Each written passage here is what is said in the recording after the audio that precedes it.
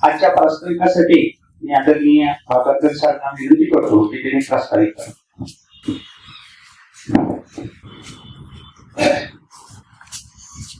सकल हिंदू समाजाच्या वतीनं आयोजित शिवराज्याभिषेक दिन तथा हिंदू साम्राज्य दिनाच्या कार्यक्रमाच्या निमित्ताने व्यासपीठावर उपस्थित या व्यवस्था समितीचे अध्यक्ष तथा या कार्यक्रमाचे अध्यक्ष श्री प्रवीणजी बागोले, या कार्यक्रमासाठी आपण ज्यांना प्रमुख वक्ते म्हणून पाचारण केलेलं आहे ते आमचे मित्र श्री उमाकांत होनराव सर,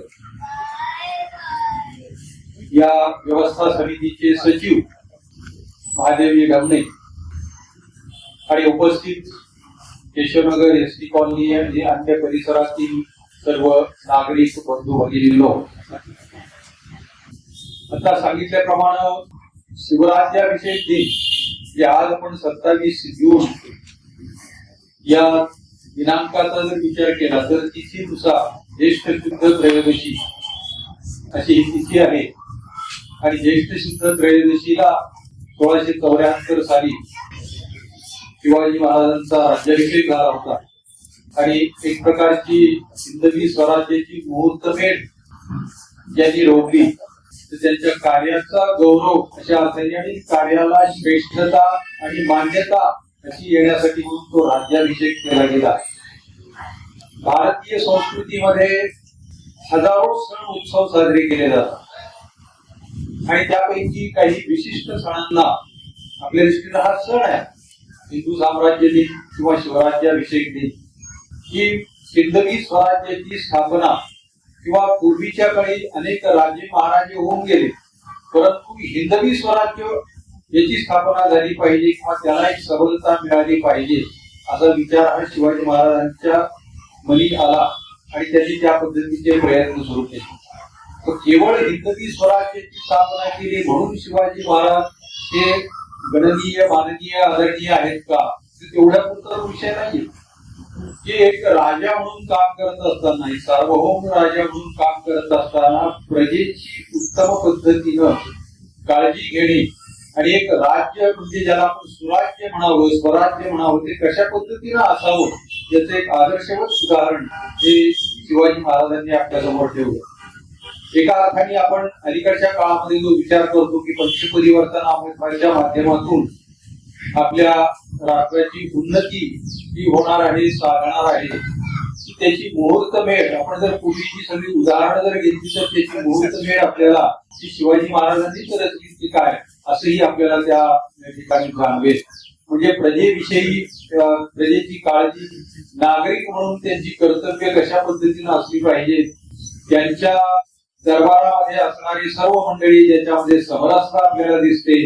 अनेक उदाहरणं अशी आहेत की झाडं तोडू नयेत, ही जी त्यांनी विचार केला, रयतेच्या भाजीच्या देठालाही धक्का लागला नाही पाहिजे अशी त्यांनी आज्ञा आपल्या सर्व सैनिकांना केली होती. तर याच्यातून आपल्याला पर्यावरणाचा सुद्धा संदेश त्या काळामध्ये तेव्हापासूनचा दिला गेला. म्हणजे आजच्या 40 काळाची शेवट उलटून गेली, परंतु तो विचार आज आपल्या समोर आहे. गेल्या काही दिवसापूर्वी आपण सकल हिंदू समाजाच्या वतीनं विराट हिंदू संमेलन आयोजित केलेलं होतं. हजाराच्या वर उपस्थिती त्या ठिकाणी होती आणि तशाच पद्धतीनं आजचा हा कार्यक्रम हा याचे आयोजक कोणी नाही, तुम्ही आम्ही सर्वजण त्याचे आयोजक आहोत आणि या माध्यमातून आपण हा कार्यक्रम सादर करीत आहोत किंवा साजरा करीत आहोत.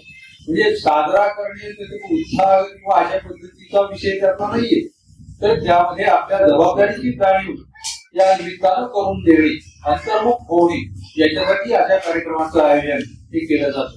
आज भले संख्येनं आपण थोडी कमी असतो काही कारणांच्या निमित्ताने, परंतु सुरुवात आहे आणि हळूहळू आपल्याला सकल हिंदू समाजाच्या वतीनं किंवा केशव वस्ती जसं आपण म्हणलेलं आहे यांच्या वतीनं जे कार्यक्रम आयोजित केले जातील त्याची ती संख्या हळूहळू वाढती असणार आहे आणि त्याच्यातून एक सकल हिंदू समाजाचं एक विराट दर्शन आपल्याला या निमित्ताने होणार आहे.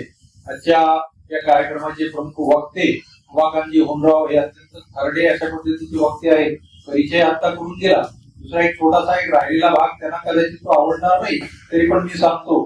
हिंदू एकजूट याची सुरुवात ज्यावेळी त्यांनी केली किंवा याचे प्रणेते ज्यांना म्हणता येतील दुर्गानंद नाडकर्णी यांच्या समवेत महाराष्ट्रामध्ये अनेक ठिकाणी आणि नंतर मग लातूरमध्ये त्या स्थानिक पातळीवर हिंदू समाजाची एकजुटीचं काम हे अत्यंत चांगल्या पद्धतीनं हे उमाकांतरावांनी केलेलं आहे. आणि विशेष म्हणजे सांगण्याची गोष्ट अशी की मी त्यांना आवडणार नाही म्हणतो, याचे जे प्रणेते होते दुर्गानंद नाडकर्णी हे नंतर वार्धक्यामध्ये त्याच्यामध्ये संन्यासी असल्यामुळे त्यांचा जो प्रतिपाळ करण्याचा जो विषय असतो आणि त्यांच्या आयुष्याच्या शेवटच्या क्षणापर्यंत स्वतःच्या घरामध्ये त्यांच्या आपल्या वडिलांच्या प्रमाणे काळजी घेऊन त्यांनी एक आदर्शवत एक पितृवत असं त्यांच्याबद्दलचं प्रेम आणि एक आदर्श मुलगा हा कसा असतो अशा अर्थाने मुलासारखं त्यांनी त्यांना सांभाळलेलं होतं आणि दुर्गांच्यावर त्यांचं सुद्धा अगदी पितृवत अशा पद्धतीचं प्रेम होतं. आणि हे आता हे सांगण्यासारख्या गोष्टी नाहीये, परंतु राहत नाही म्हणून ती सांगतो. तर अशा पद्धतीचे एक बघते की हिंदू एकजुटीच काम केलेलं असल्यामुळे हिंदू समाजाच्या वतीनं आयोजित हा कार्यक्रम आणि हिंदू साम्राज्य दिनाचा कार्यक्रम अशा अर्थाने एक वेगळं औचित्य आपल्याला या कार्यक्रमाच्या निमित्ताने दिसतंय. एवढं प्रास्ताविक करून थांबतो.